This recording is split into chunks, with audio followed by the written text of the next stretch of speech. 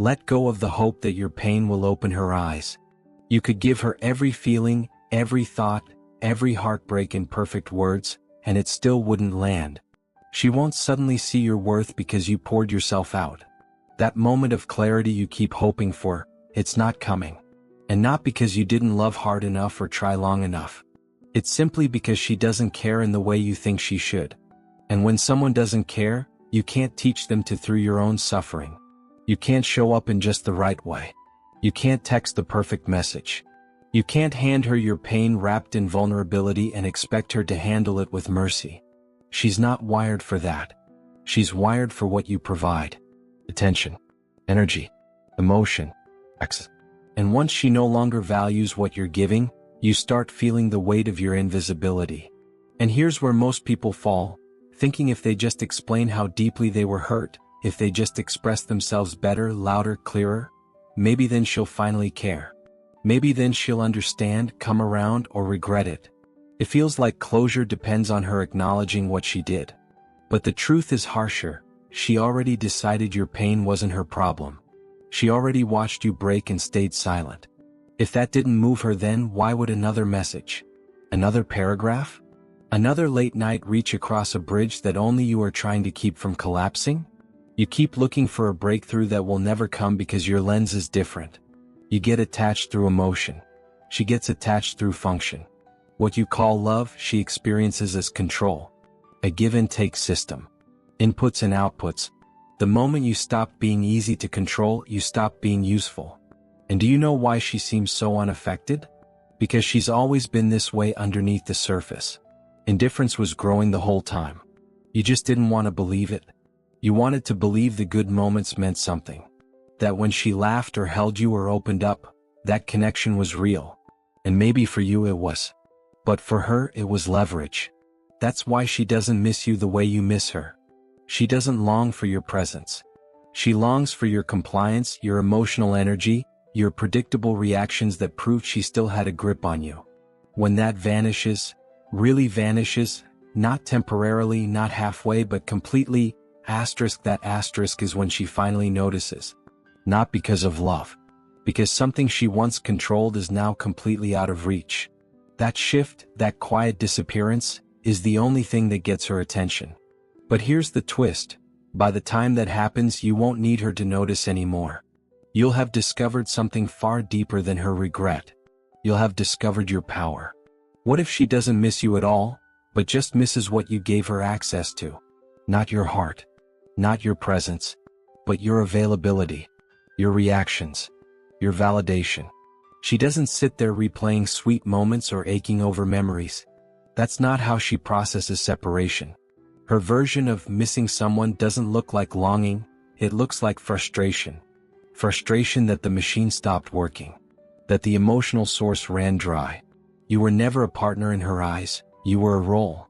One that made her feel more powerful, more desired, more in control. She fed off the way you responded. She watched how you reacted. She studied what made you stay. And when that supply slowed down, she didn't get sad, she got annoyed. Disruption, not loss, is what shakes her. That's the secret here. What you call love, what you tried to build with time and care, she viewed as function.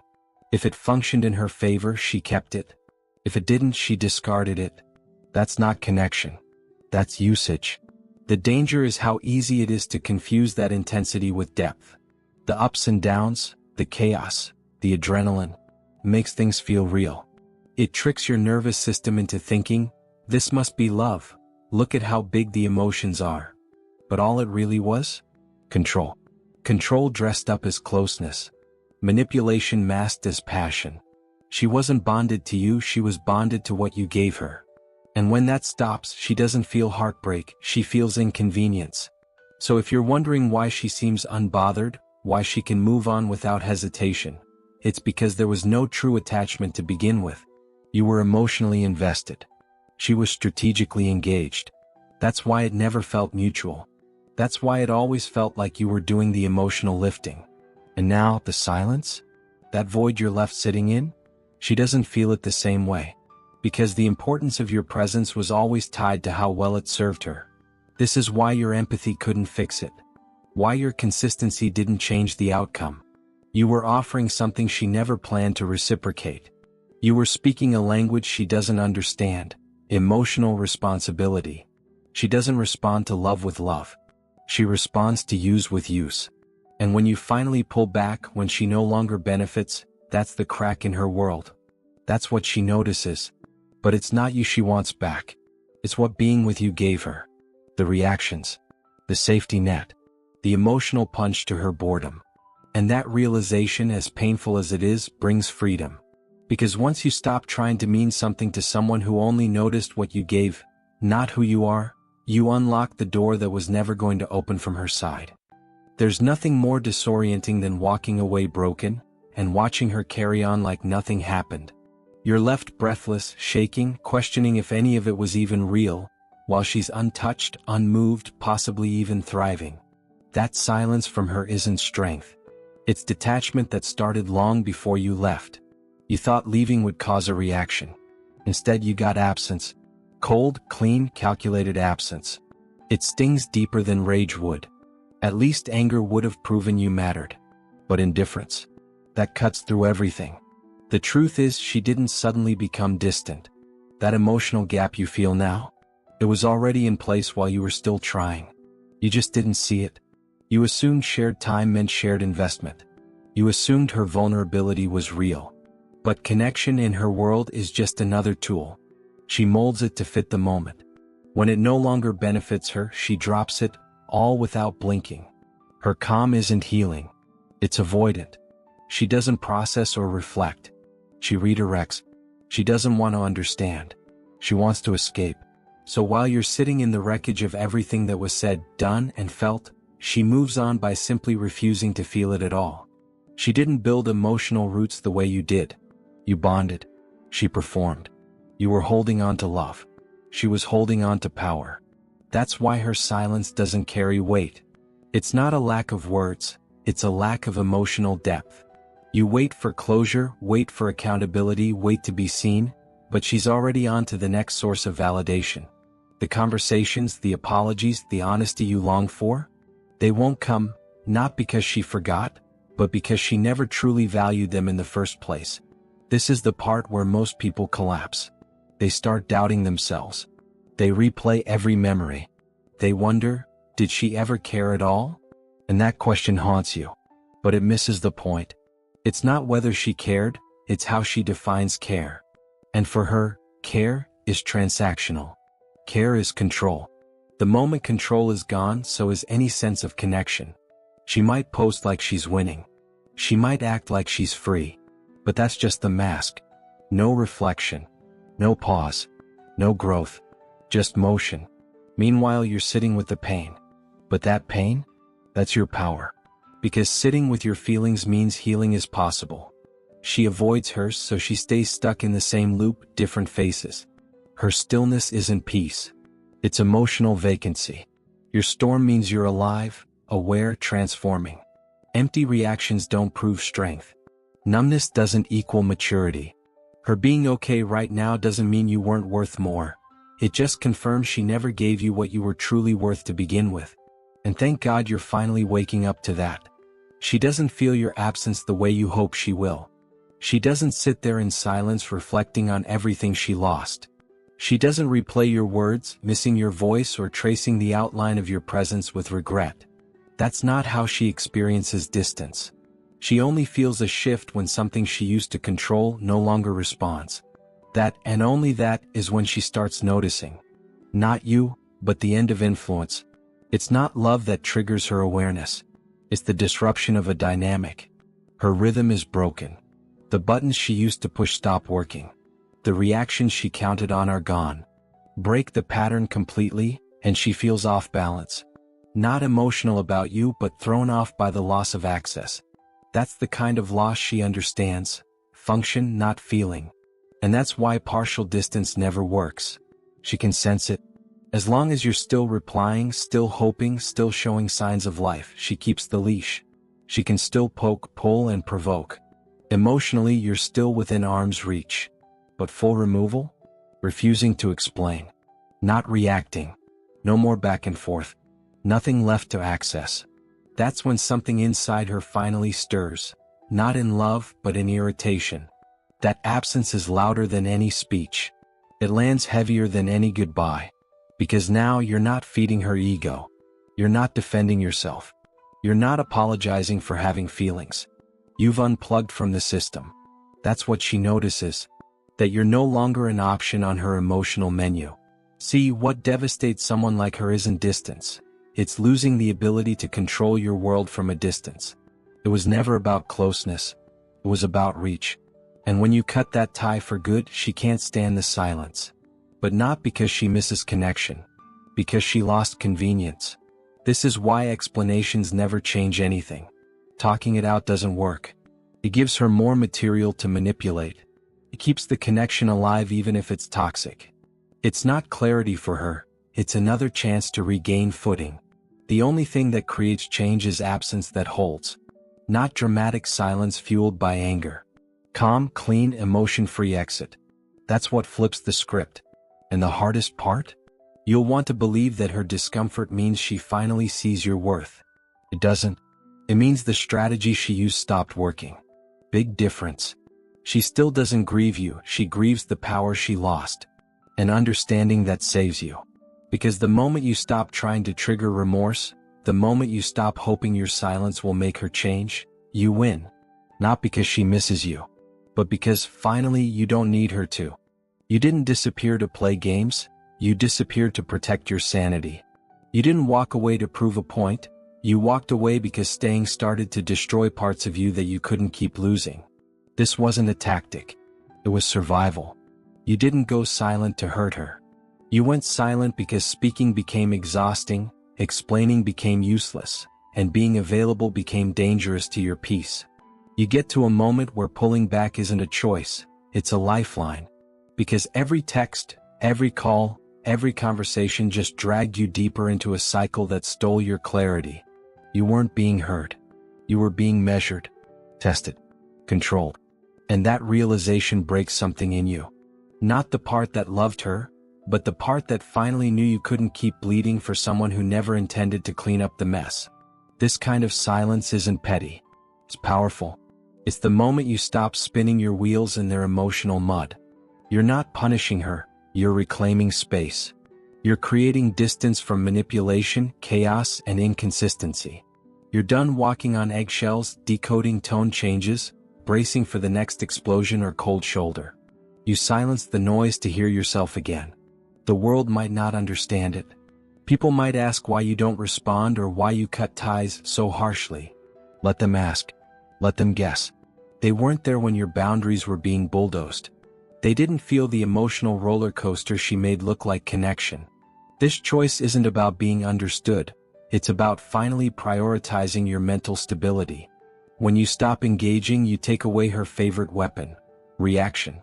That's what she craves, the proof that she can still pull strings. That her silence pushes you. That her words confuse you. That her absence wrecks you. The moment you refuse to play, everything shifts. The moment you no longer flinch, panic, or reply, it all stops serving her. And that stillness? That's when your healing begins. There is no need to explain a boundary to someone who only ever saw it as a challenge. Talking gives her an opening. Reacting gives her opportunities. None of it changes anything. She'll just distort your truth and turn it against you. But when you vanish, truly vanish, emotionally, mentally, physically, nothing can be flipped. Because there's nothing left to twist. You don't owe anyone access to you simply because they once had it. You don't need to revisit pain just because it knocks loudly. Silence becomes your strongest line in the sand. You're not withholding love, you're protecting your energy. You're not being cold, you're getting clean. Peace isn't passive. It's chosen, maintained, fought for. And leaving someone who made chaos feel like home isn't cruelty, it's courage. She comes back like nothing happened. No apology. No accountability. Just a casual message, a check-in, a half-hearted, hope you're doing okay. And it throws you. Because part of you still wants to believe it means something. Maybe she cared more than she showed. Maybe this is the closure you've been waiting for. But it's not a comeback, it's a test. She's not reaching out to rebuild. She's reaching out to see if she still has access. She's scanning for signs. Will you reply? Will you fold? Will you let her back in without her having to take responsibility for anything? That convenience is what made you valuable to her before. Not your heart. Not your loyalty. But your emotional availability. And when that dries up, she doesn't feel guilt. She feels curiosity. She's wondering if the door she used to walk through so easily is still unlocked. Don't be fooled by the lighter tone, the friendliness, the fake warmth. It's not healing. It's bait. Her message isn't a gesture of growth. It's a feeler. A check to see if you've built any real boundaries or if she can just step back into your life without changing anything. She's not trying to make things right. She's trying to make sure you're still wrong for her benefit. This is how the cycle restarts. She doesn't need to be aggressive to reel you back in. All she needs is a flicker of doubt in you. A crack in your closure. One small emotional opening is enough. You might want to believe this time could be different. But if her message doesn't include responsibility, if it skips past the damage and lands in fake normality, then nothing has actually shifted. She didn't come back because she missed your soul, she came back because her grip weakened. Maybe her new supply wasn't solid. Maybe others stopped responding. Maybe her control over people became shaky. So she retraces her steps. Not from longing, but from need. You were dependable. Predictable. You kept the emotional system running smoothly. And now that you've disrupted that, she wants to know if she can restart it. Your silence after she returns is more powerful than anything you could say. A simple no, spoken through absence. It's not about revenge. It's about resolve. Every time she knocks and you don't answer, your self-worth tightens. Your boundary strengthens. You're no longer confusing emotional relief with true safety. You're no longer mistaking distraction for love. She's not coming back for connection. She's coming back for confirmation. She wants to know if she still holds space in your life. She still has a way in. Make sure the answer is clear, without a single word. The need for her to miss you is the last thread keeping you tied to what broke you. It feels innocent, even natural. You think if she realizes your absence, maybe it validates everything you felt. Maybe it proves you mattered. But the truth? Waiting to be missed keeps you frozen. You're still building your healing around her recognition. Still hoping that her emotions will mirror yours. That desire becomes its own prison. You start chasing a form of closure she's never going to give. Letting go isn't just about walking away. It's about refusing to make someone else's reaction the proof of your value. You don't need her sadness to confirm your importance. You don't need her regret to make your pain valid. If you keep measuring your worth by what she feels, or doesn't, you'll stay stuck in that old loop where everything revolves around her perception. That's the game she always played, making your reality shift depending on her mood. Healing starts to work the moment her reactions stop dictating yours. When you don't care if she notices. When you no longer rehearse what you'd say if she reached out. When you stop scanning your phone for some kind of message meant to write the past. You find peace when the silence doesn't scare you anymore. When quiet means freedom, not punishment. That's when things finally shift. Power comes back in small, quiet ways. In the way you choose not to explain yourself anymore. In how you protect your space before anyone has a chance to invade it. In how you stop feeling guilty for putting your needs first. You stop overgiving. Stop shrinking. Stop waiting for someone to choose you just so it can feel like you're finally enough. You're already enough. Loved or not. Chosen or not. Remembered or forgotten. Rebuilding your identity means she doesn't get to decide who you are. Not through silence. Not through attention. Not through her absence. You do. You are no longer an echo of someone else's opinion. Your peace is no longer earned by sacrifice. You don't exist to be returned to. You exist to move forward. Craving to be missed is just grief looking for recognition. But recognition isn't what heals you, self-trust is. You begin remembering how to stand on your own without waiting for someone to reach back.